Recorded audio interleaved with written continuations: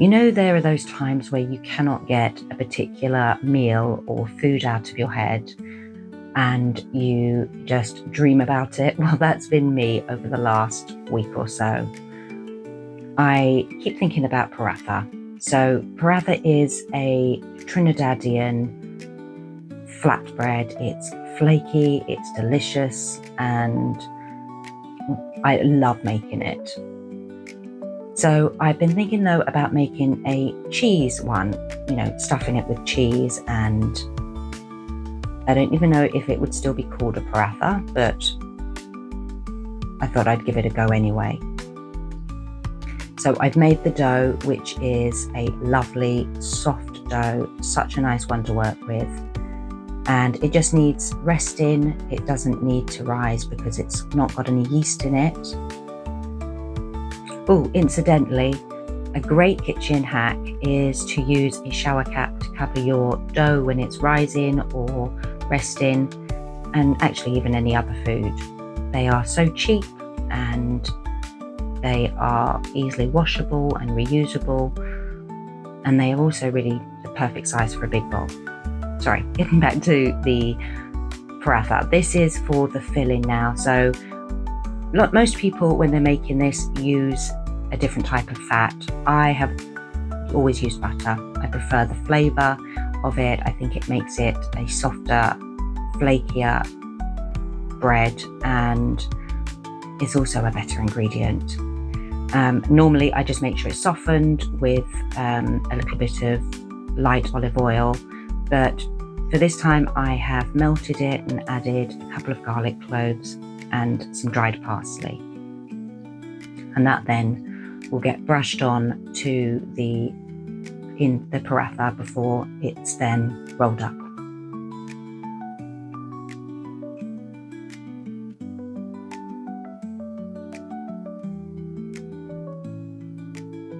And you can see what a soft dough this is. It's so easy to work with.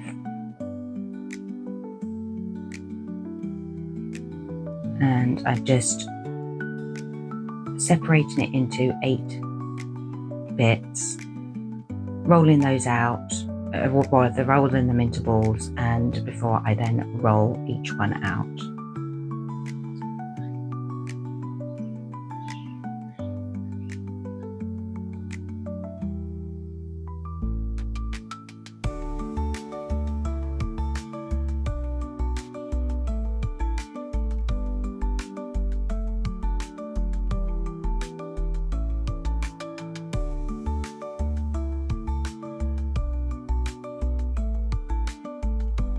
You want a disc that's about 8 inches, but it doesn't really matter as long as it's not too thick and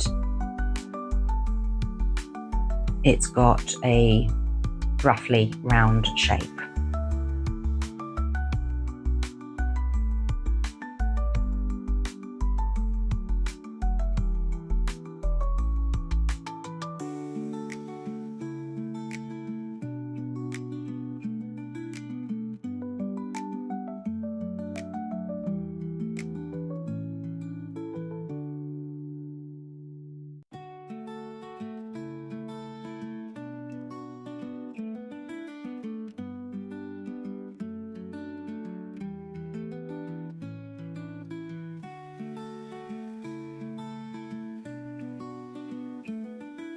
When you brush on the butter mixture, you can be quite liberal with it. You want plenty on there. And when that's on, a little sprinkling of flour. And then I've used mozzarella cheese. I think next time I'm going to try cheddar cheese. I think the flavour of that will be lovely. But the mozzarella did work well. I mean, it's cheese. It's always going to work well. And this is where the magic happens. So you make a slice only through a part of the circle, and then you roll it up in this way. You seal the bottom together by pushing it in, and then you push the whole thing down. So you just seal the bottom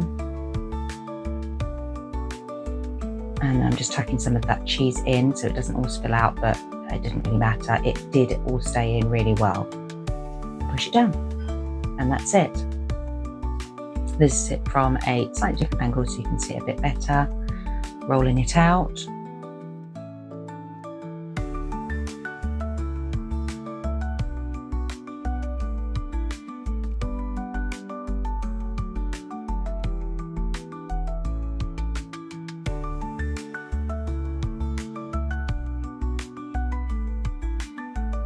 And then brushing it with the butter, garlic, and parsley.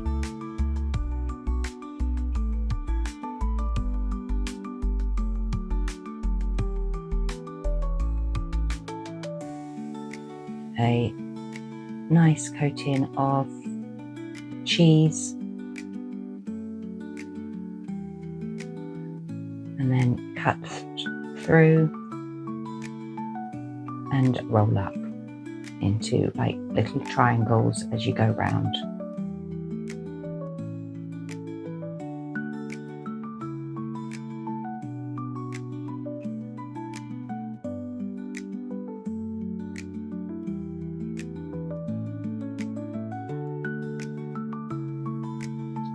So then you want to cover these well and leave them to rest for at least an hour, longer if possible, as it makes them even softer and lovelier.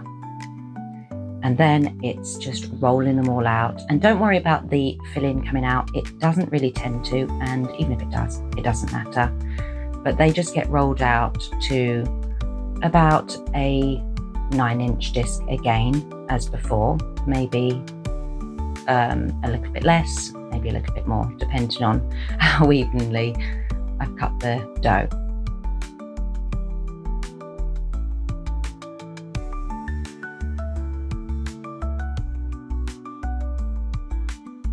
So you can use a frying pan. I have this crepe maker, which I don't actually really use for crepes.